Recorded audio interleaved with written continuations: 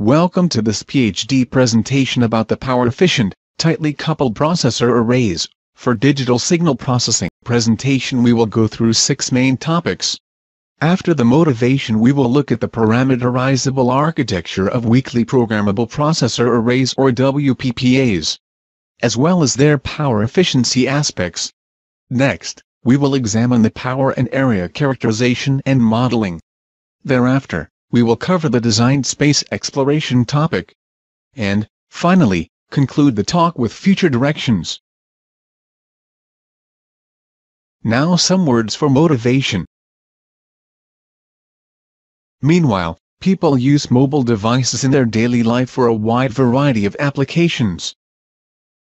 However, the complex applications also pose stringent constraints on the form factor, weight, and, especially, the power and energy consumption. Modern smartphones are very complex systems, with wireless modems, digital signal processors, graphics accelerators, and multi-core microprocessors. However, the overall power budget of the device is approximately 2 watts only. The battery capacity of a dozen of 100 mAh sets stringent physical limits on the standby and runtime of the device. Thereby, the main consumers of the energy are the highly complex algorithms needed to provide the user with the desired functionality. But what are the exact computational requirements? To get a first impression, let us look at some prominent multimedia and communication protocols. The bitrate and the number of operations per bit are depicted in a logarithmic scale. The computational requirement for the GPRS standard and the DVD format lay at approximately 100 millions of operations per second. For UMTS this requirement already rose to 1 billion operations per second or 1 GOPS. The current HSDPA standard requires as much as 10 GOPS. For the next generation of mobile communications, the long-term evolution or LTE, 100 GOPS are required. And for the following LTE advanced this number is at 1000 billion operations per second per watt.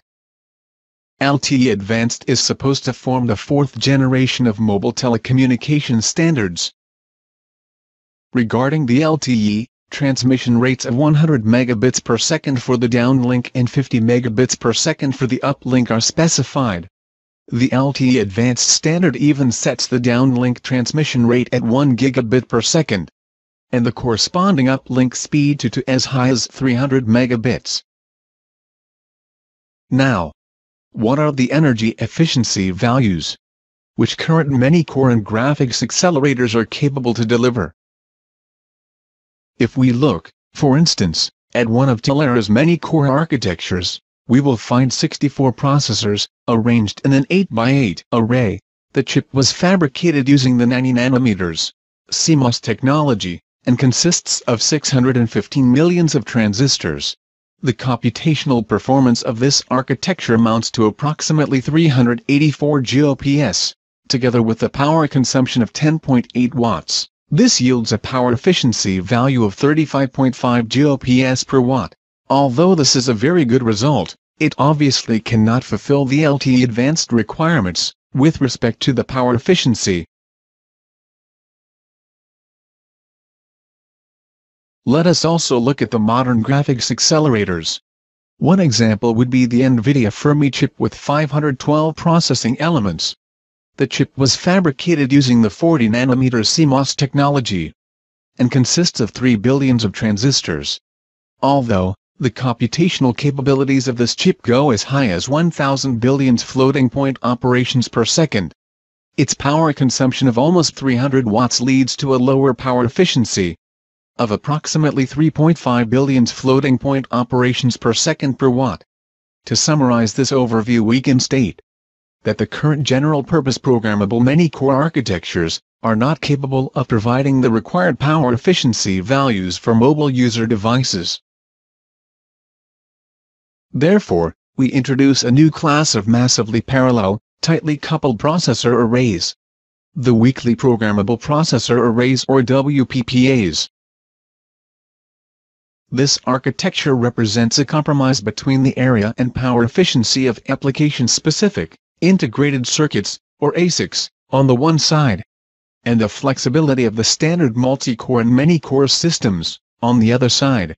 One distinguishing property of a WPPA is that it is a highly parameterizable and scalable architecture template, rather than a fixed architecture. This enables a flexible adaptation of hardware resources to the prospective set of applications, as well as an automatic design space exploration. The main application domain for WPPAs are the computationally intensive loop kernels, found in modern sophisticated digital signal processing algorithms. Contrary to research on standard multi-core processors, which exploit most often only task-level parallelism, the applications relevant for our work are typically requiring tightly coupled interprocessor communication in order to exploit multiple levels of parallelism, like for instance, array-level parallelism, on-the-loop level, instruction-level parallelism, subword parallelism, on the data level, as well as functional and software pipelining. Let us look inside such a weakly programmable processor array. An important part of a general WPPA is the configuration manager and the configuration memory. The configuration memory contains the binaries of different algorithms which can be run on the given processor array instance. Since the WPPAs are programmable, it is possible to load and process different applications. The configuration manager and configuration controller are used to program the single processing elements with corresponding instructions. For each single processing element, an interconnect wrapper component is provided to form flexible and dynamically switchable interconnect structures, like mesh, torus, butterfly, and many other. A single weakly programmable processing element, or WPPE, consists of a local instruction memory, 2 register files for intermediate data and control signals, a branching unit, a configuration loader, as well as a parameterizable number of functional units, like adders, multipliers, shifters, and many other.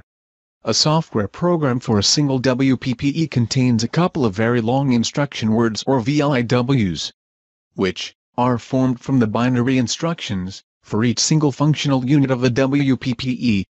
This example of a VIW program shows 6 instructions for 2 adders, 2 multipliers, 1 shifter, and a data moving unit together with a branch unit. As already mentioned, a high number of hardware parameters exists which are used to customize the generic WPPA template to a given set of prospective applications. Each single processing element in an array can be instantiated with more than 30 different hardware parameters which affect its internal structure and computational capabilities. In the course of this PhD thesis, the following main questions were answered. First, how can the special architecture of a WPPA be used to increase its power and energy efficiency? Second, how can the power consumption of a WPPA be modeled on a high level of abstraction? And third, how can efficient WPPA instances regarding power consumption and silicon chip area be derived automatically for a given set of prospective applications? First, let us take a closer look at some power and energy efficiency aspects of WPPAs. As we know, the energy is derived by the integration of the power consumption of a circuit over its runtime. In addition, dynamic and static parts of the power consumption can be distinguished.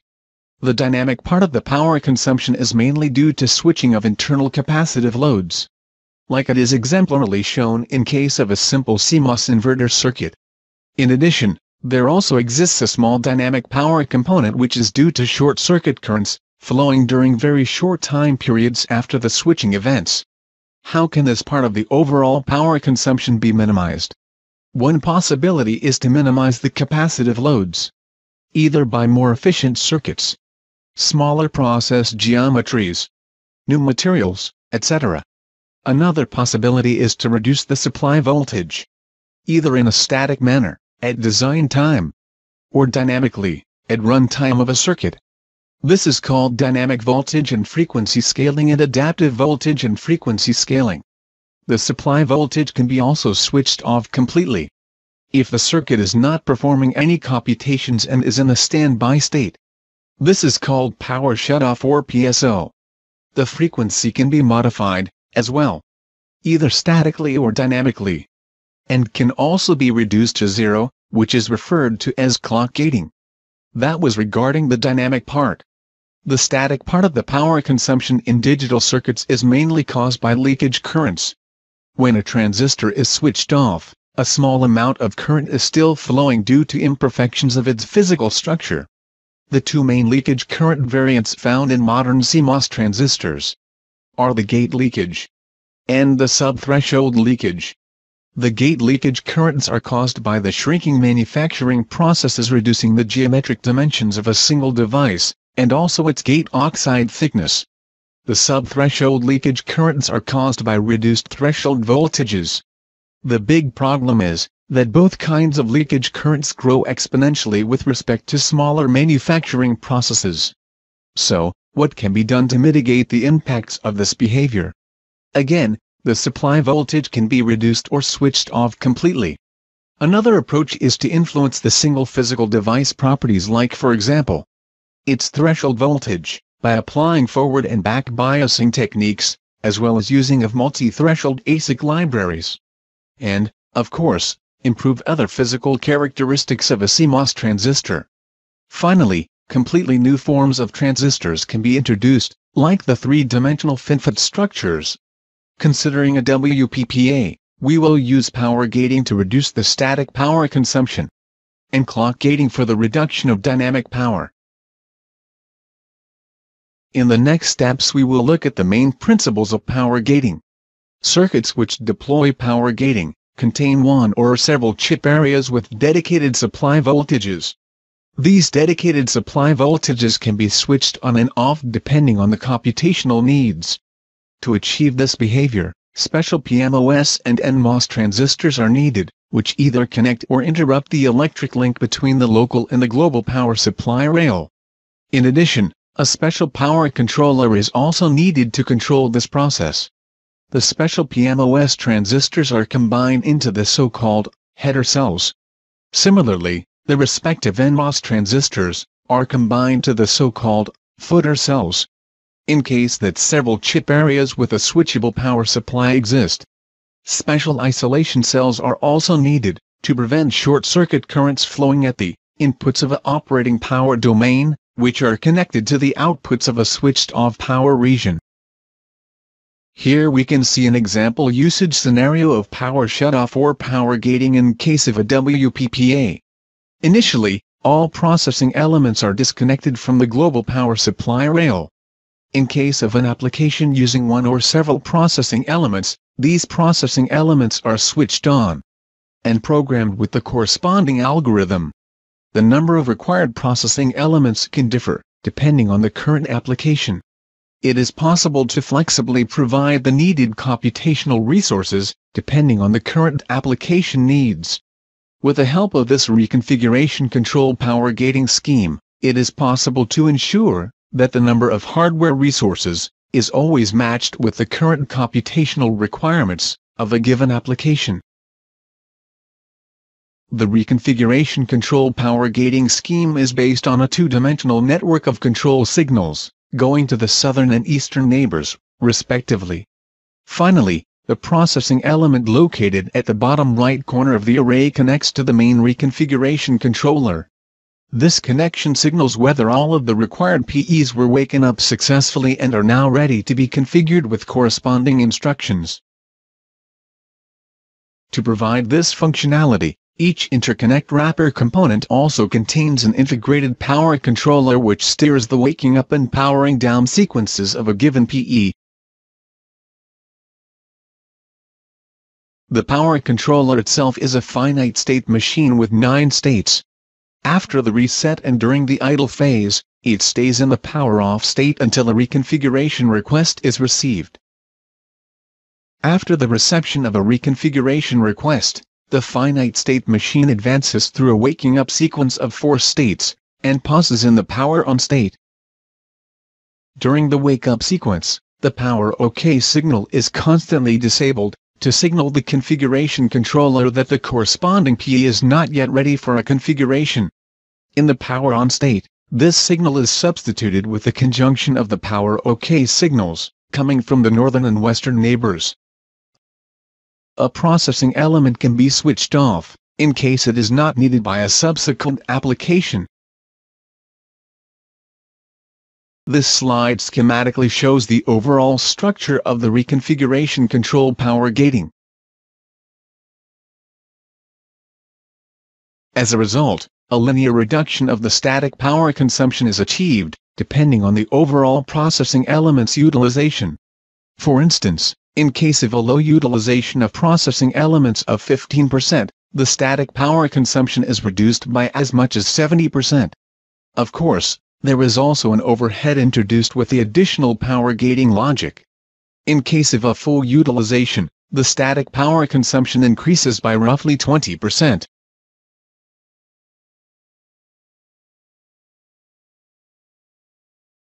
Let us now look at the dynamic power consumption. In particular, the hardware modules used for the reconfiguration purposes are interesting, since they expose a high complexity level but are only active for a small fraction of time, namely, the time needed for a reconfiguration. On average, these modules are active for roughly 5% of the overall operating time only. The major 95% are spent on the actual computations. Clock gating of these modules during the functional computation phase leads to an overall reduction of dynamic power consumption of 35%. This animation shows the idea. Reconfiguration modules do not receive a clock signal during the computation phase, and the functional logic is clock gated during the reconfiguration phase. For a 2x2 WPPA, this technique leads to an overall power efficiency of 124 GOPS per watt. And in case of a 3x8 WPPA, 298 GOPS per watt, as simulated in 90 nm CMOS technology for an operating frequency of 200 MHz. The power efficiency values of WPPAs will increase substantially and lead to results in the range of 500 to 700 GOPS per watt, if newer process technology would be used. For instance, the 28 nanometers, or below. This slide shows the chip layout of the 3x8 WPPA processor array implemented in 90 nanometer CMOS technology. The chip is divided into 24 single power domains, one for each processing element. The zoom area shows the isolation cells on the PE borders. The overall complexity of this WPPA is 150,000 standard cells with 1.5 square millimeters of silicon chip area. The theoretical peak performance lies at 24 GOPS. Total power consumption of the chip is 250 milliwatts. With 2.68 milliwatts static power, in case of a full array utilization. Assumed that all PEs are powered down, the static power consumption sinks to 90 microwatts only. To perform an automated designed space exploration, appropriate models of power and area consumption are needed. This is our next topic. In general, a power model relates the power consumption of some hardware blocks to suitable quantities, which are observable at a higher abstraction level. In our case, the power and area model granularity lies at the single hardware module's level. Like for instance, functional units, register file, memory, etc. Furthermore, we use discrete, empirical, statistical power macro models to obtain an estimation of the average power consumption. The main model parameters are the signal transition density, denoted as D, and the signal probability, denoted as P. The signal transition density is a statistical quantity, which reflects the asymptotical average number of transitions of a single node X per unit of time. Similarly, the signal probability is a statistical quantity, which represents the average fraction of clock cycles, in which the steady-state value of a node X is a logic high. This slide shows an example characterization of a 16-bit wide multiplier module, for a target frequency of 200 MHz. As we can see, the transition density has a much higher influence on the average power consumption than the signal probability. Consider the following two examples of signal transition densities found in real-world algorithms running on a WPPA. At the top, we see the signal transition densities of a radix 2 fast Fourier transform, running on a 3x8 WPPA. The average power consumption of this application is about 250 milliwatts. The bottom figure shows the signal transition densities for an artificial computation load. This application is used to generate a high switching activity throughout the WPPA. As a result of the high signal transition densities, the average power consumption of this application is as high as 450 milliwatts. That is, almost twice as big as in the first case. Therefore, the software running on a given WPPA instance combined with the overall hardware utilization has a very high impact on the statistical signal properties and correspondingly, the average power consumption. This has to be taken into account when performing a designed space exploration. The fact that the WPPA is an architectural template rather than a fixed architecture, directly leads to the possibility of an automatic designed space exploration. In the following slides, we will take a closer look at this topic. As a motivational example, consider the following well-known algorithm from the digital signal processing domain, the discrete cosine transform. For this algorithm, 32 additions, subtractions and 32 multiplications have to be performed. The following questions rise up immediately. First, which WPPA implementations are possible?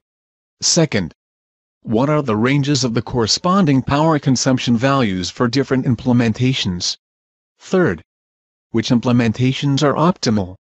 The answers to these questions should be provided as fast as possible and, of course, in an automated fashion.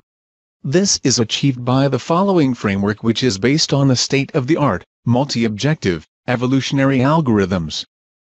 Let us go through it step by step. The starting point are the so-called dynamic piecewise linear algorithms. This class of algorithms describes loop nests, with a potential number of runtime conditions, as a set of recurrence equations. The compiler is based on the polyhedral model, and generates latency-optimized, static schedules. The main compiler parameters include the loop tile sizes, and tiling strategies. The main hardware parameters are the fixed point precision, or width of the data path, of 8, 16, or 24 bits. The number and type of the single functional units inside a single PE. The size of the local register file and its port number. The four objective functions, which are being minimized concurrently by the evolutionary algorithm, are the chip area in millimeters square, the average power consumption in milliwatts, the execution latency in clock cycles, and the energy consumption in microjoules. Contrary to this, the following two objective functions are being maximized: the width of the VLIW instruction, and the fixed point data precision in bits. Overall, 6 objective functions are being optimized concurrently, during the course of the evolutionary algorithm. As already mentioned, the exploration engine is based on the multi-objective evolutionary algorithms, with variation, selection and fitness assignments operators. These evolutionary algorithms are available from the opt4j metaheuristic optimization library, written in the Java programming language and implemented at our department. Finally, the database system, which contains the statistical macro models of the WPPA hardware components, is based on the freely available, relational open-source database management system called HSQLDB, which is also written in Java. Currently, the database contains 21.2 million characterization points, and requires approximately 3 GB of disk storage space. The query performance is very good, and lies at approximately 1,000 queries per second. The interface to the database is formed by the structured query language, or SQL. The exploration results can also be displayed graphically with different projections. One example of the exploration results is given here. The colored points represent the so-called non-dominated solutions, and the other points, the dominated solutions. The non-dominated solutions surpass the dominated ones in at least one of the objectives. The x-axis gives the number of adder modules used, and the y-axis, the number of multipliers. The z-axis gives the value of the energy delay product, that is the product of the energy and the runtime of the given algorithm implementation. There are non-dominated solutions with fixed point precision of 8 bits, 16 bits, and 24 bits. Let us look closer at one of the non-dominated solutions, labeled as Solution A. In this case, this is a found solution with the lowest power consumption of 14.3 milliwatts. It has only one adder and 2 multipliers. The computation takes 257 clock cycles. The energy consumption lies at 18.4 microjoules and the energy delay product amounts to 23.66 picojoule seconds. If we look at the lower part of the solution space, we can compare this solution with another interesting one. Namely, the solution B. This solution shows the highest power consumption of 200.5 milliwatts. It has 19 adders and 16 multipliers. The computation takes only 19 clock cycles. However, this is only possible with a high power consumption of approximately 200 milliwatts. The energy consumption is comparable with the one of solution A, and amounts to 19 microjoules. Yet, the energy delay product is 13 times lower, namely 1.8 picojoule seconds only. The designer can now pick out the appropriate solution from this solution space. The future work. The growing design complexity finally led us to the era of many core architectures.